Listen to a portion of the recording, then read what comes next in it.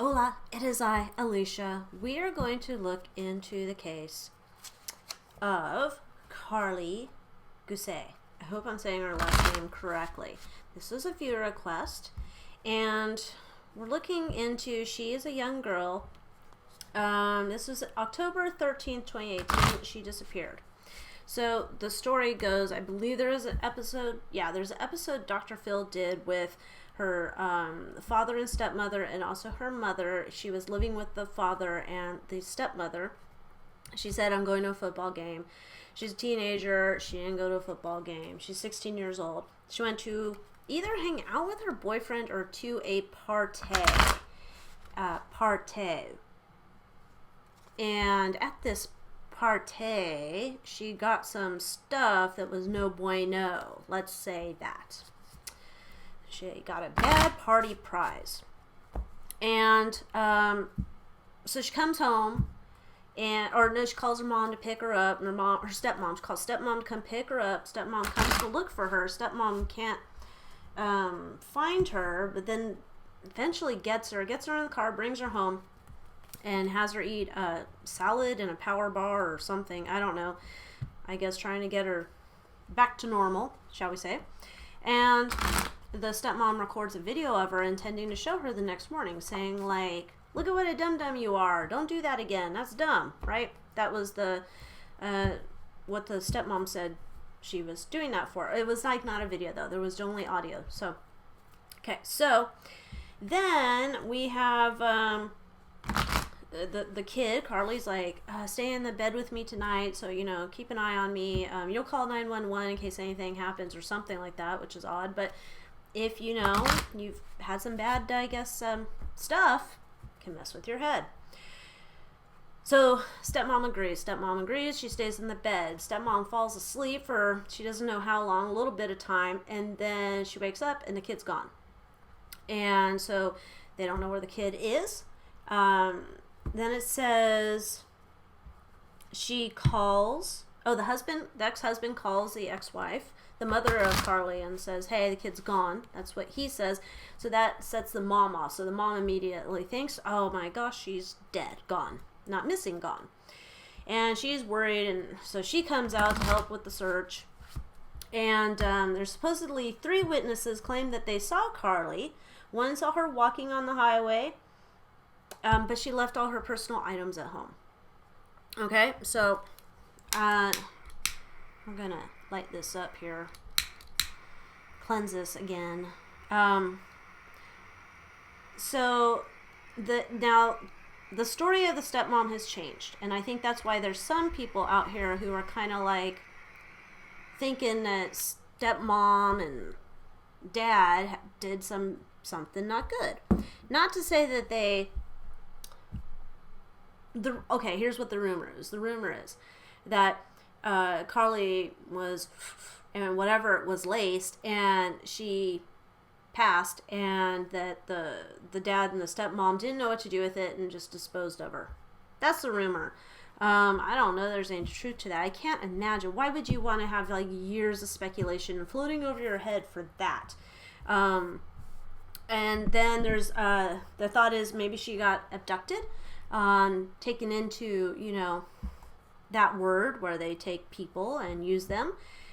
So there's that idea that she could be alive and being held. Or maybe she just ran away. So let's look into this. So Karlie, please tell us. Karlie. What is going on with you? Karlie Guse, what is going on with you? That is not a flopper. That's a bad shuffle. Karlie Guse.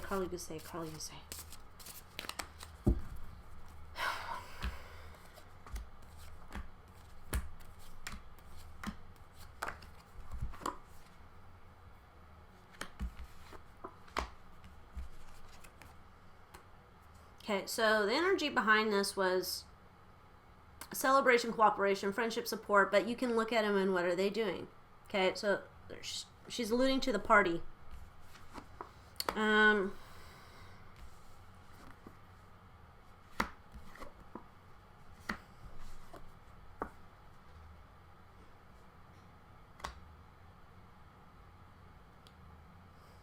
She left home.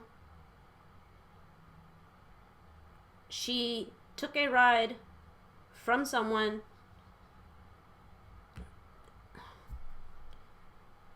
Being young and naive, she took a ride from someone she shouldn't have taken a ride from, and things quickly changed into a bad situation. Okay? Con man abuse, bad news, legal tax issue. This is abduction. This is abduction, because this is change, and she was abducted. Relocation. Okay. Okay, so she came to, like, this is like, she came out of her fog of whatever that was. Okay, so this is like she's been put into something, trapped somewhere. Okay, this is solitude. She's by herself. Okay, so we're going to say, yeah, she's possibly, allegedly, in some type of no bueno. Let's look at, here's that card. We'll get to that in a minute. See what this word right here is? Ignore my ugly fingernails. S-E. It's a part of that. And the traffic. Put it together. And then she doesn't... I'm going to say this. I don't see a death card here. I think she's alive and she could be recovered. I think she's trapped in something she can't get out of.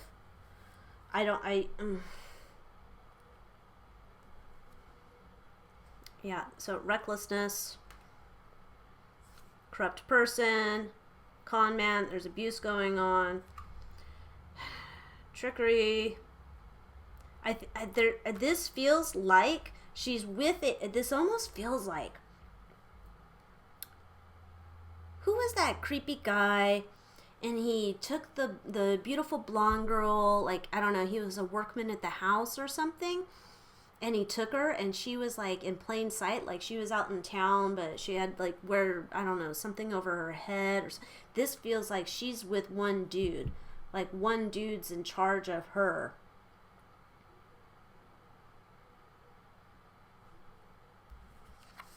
There's one dude that's got her. And I would not be surprised. We have shattered dreams, family trouble. What is that? Is that called, I don't think it's called that. Basically, you know, you're just kind of, she probably said, yeah, you know, I didn't have the best home life or something. She might be alluding to, you know, maybe there's troubles at home, so she's told this guy this. And he keeps, like, using that to his advantage to keep her mentally united with him.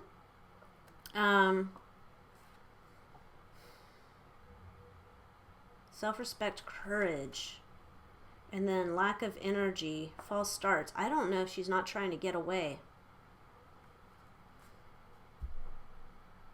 It feels like that's what this energy is. There's no death card. I don't think she's gone. I'm serious. No. There's caution, like, I don't know. I want to say this is, like, West Coast. She's up in, like, mountainy area. Now, this is a dude, like, I don't know why I'm picturing, like, a Unabomber type kind of guy. Like, we're out here in the middle of the boondocks. There's some trees around and a little shitty cabin.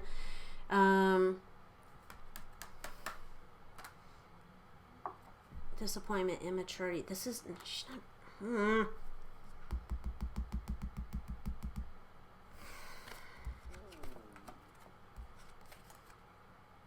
This feels like she's trying to get on his good side, because I think she's playing the game.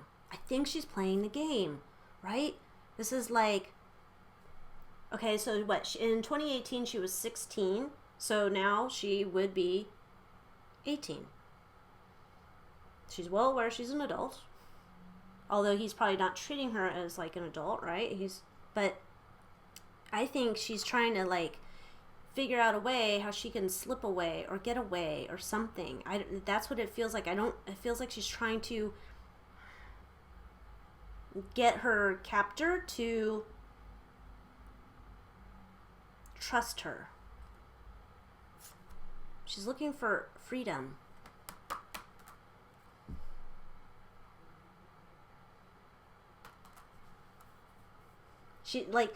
I think for a little bit of time, she was kind of like bonding with him. Then she got clarity. And now she's trying to play the game to get away from him. She's trying to play the game to get away from him. This is not a guy, I don't think this is a guy who's like a big time, he's not like a part of the Eyes Wide Shut crew or something, you know, he's not a part of this is just one pervy dude, I think. I think this is one pervy dude. Okay, let's look into it. Let's see if we can... Yeah, let's see. I'm trying to think out which cards here. I want to get into this guy.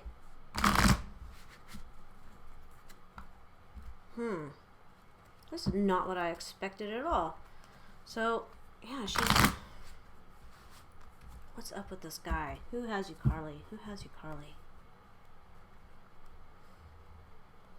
Who has you, Karlie?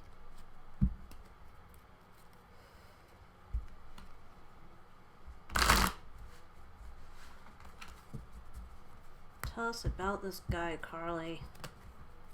Let's just do this way. Karlie, tell us about this guy. Who's got you, Karlie? I'm not taking that. That was a sloppy shuffle. Not what we want.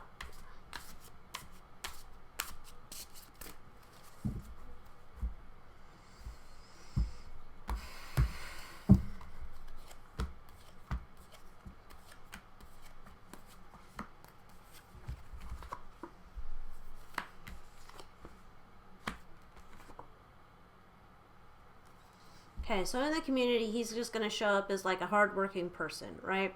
You can always count on John. Yeah, sure, John will help you. Like, oh, I need help starting my battery, John. Oh, hey, John, can you help me bring up this heavy piece of furniture into my house? Sure, John will help you. John's a hardworking guy. He's always there to help. He's your friendly neighbor. John's your friendly, wonderful neighbor. Yes, John's always here to help. John's here to help.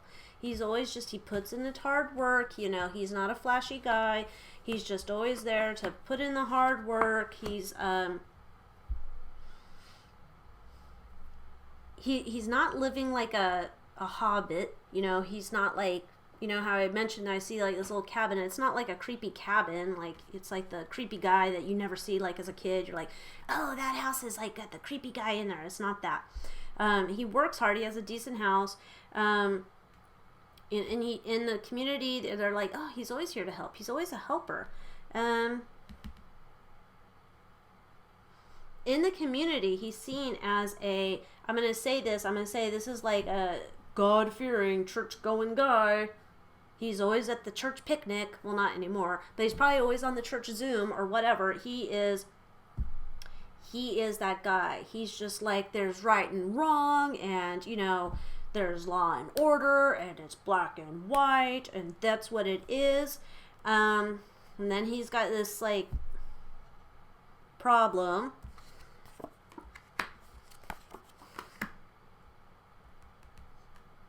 He wasn't,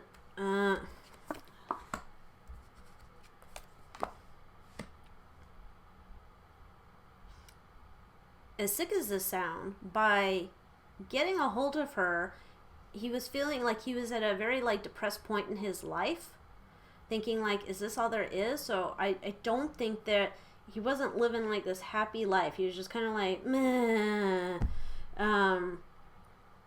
And I think when he picked her up at first, I think he thought he was going to repress any dark stuff, and he was going to be like a savior for her, like, because I know right and wrong.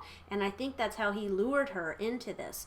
And then he let his mind go wild with the possibilities, because she said something like that led him to think like, nobody knows she's missing yet, or that if she was still on the stuff, he feared she's not going to know what's hit her. Yeah, this was impulsive. Things moved. He decided, like, nobody, it's almost like he found like $1 million on the side of the road, and he just like decided, take this, and nobody saw me take it. Okay, good, it's mine. Right? That's what this feels like. I think he's some type of trucker, but he's not a long haul trucker. He's like his roots like up the West Coast, up and down the West Coast. I don't know. He might even just be like a kind of local trucker. Like, it's not that he goes like for, the way I want to say this is that he's not, I don't know what they'd call it, but he is not on the road like 2 weeks at a time or something like that. That's not his job. He's doing something, and he's gotten to a point within, I don't know if you say like he's achieved a position in the company, that he kind of like gets to choose his hours, his routes kind of thing. And this was like just an impulsive thing for him. And he's okay. He's regretting this. Yeah, he did not. Some part of his mind, he does know this is bad. He does know this is bad. Okay? So he's conflicted right now at the same point.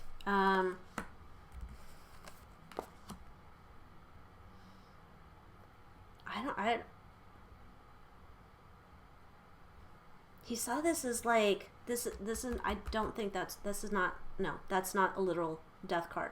I think he saw this as like a new opportunity. Look what I caught, right? Like, I think he's like, look what I caught. And then he's like, got to like, it didn't take him long, but he got to delusion land. And in delusion land, it's like, I can start a new life with this girl. Like, I seriously think that. And I don't think that he thought that, this would get the attention that it got. But it's so weird. This guy, like, it goes back to, it's almost like he reminds me of, if you go back and you check out BTK, that kind of guy, like in the neighborhood, everybody's like, oh yeah, he's just a normal dog catcher guy or Boy Scout guy or whatever other things he had. He just appeared like the normal family man. And it feels like the same kind of guy, but I do not think she's gone. She's not passed on. She's not on the other side. He's got her. It's like he's feeling guilt and she's trying to figure out how to get out of this. So that's what I'm saying with this. I firmly think she can come back, and that would just be one of those stories. Elizabeth Smart, that was the blonde girl, right? I think that's what we got going on here with Karlie. So keep praying, keep hoping that Karlie does come home soon. Pray for her safety. Pray for whoever's got her to let her go and turn themselves in. And with that being said, like, share, subscribe, and I will see you next time.